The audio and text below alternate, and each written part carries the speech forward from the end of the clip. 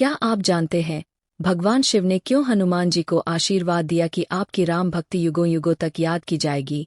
लंकापति रावण के वध के बाद जब अयोध्यापति प्रभु श्री राम की कीर्ति दूर दूर तक फैल रही थी और वह मर्यादा पुरुषोत्तम कहलाने लगे थे, तब एक दिन महादेव शिव की इच्छा भी मर्यादा पुरुषोत्तम श्री राम से मिलने की हुई। भगवान शिव और माँ पार्वती को अयोध्या आया देखकर श्री सीताराम जी बहुत खुश हुए।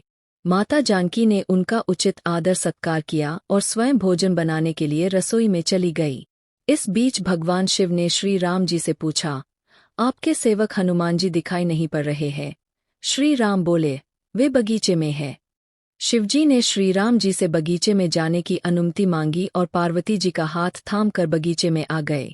बगीचे की खूबसूरती देखकर उनका मन मोहित हो गया।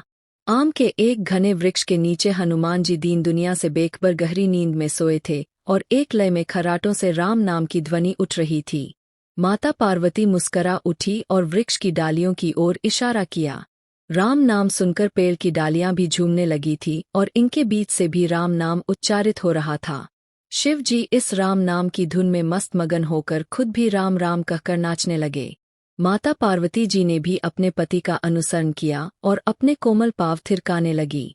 शिव जी और पार्वती जी के नृत्य से ऐसी झनकार उठी कि स्वर्गलोक के देवतागण भी आकर्षित होकर बगीचे में आ गए और राम नाम की धुन में सभी मस्त हो गए। इधर माता जानकी भोजन तैयार करके प्रतीक्षारत थी, परंतु संध्या घिरने तक भी अतिथि नहीं पधारे। तब अपने देवर लक्ष्मण जी को बगीचे में भेजा। लक्ष्मण जी तो स्वयं को श्री राम का सेवक ही मानते थे। आठ बगीचे में आकर जब उन्होंने धरती पर स्वर्ग का नजारा देखा तो खुद भी राम नाम की धुन में झूम उठे। महल में माता जानकी परेशान हो रही थी कि अभी तक भोजन ग्रहण करने कोई भी क्यों नहीं आया। उन्होंने श्री राम जी से कहा, भोजन ठंडा हो रहा है, चलिए हम ही जाकर बगीचे में से सभी को ले लाएं।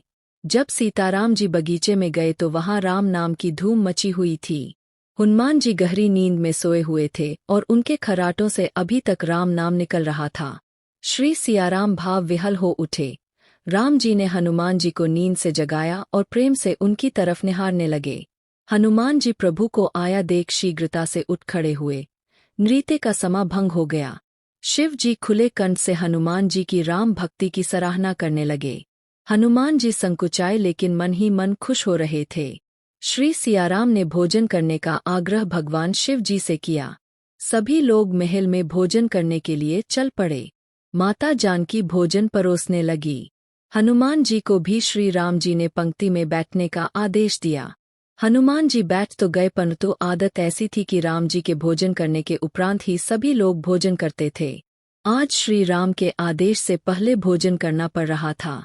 माता जानकी हनुमान जी को भोजन परोसती जा रही थी, पर हनुमान का पेट ही नहीं भर रहा था।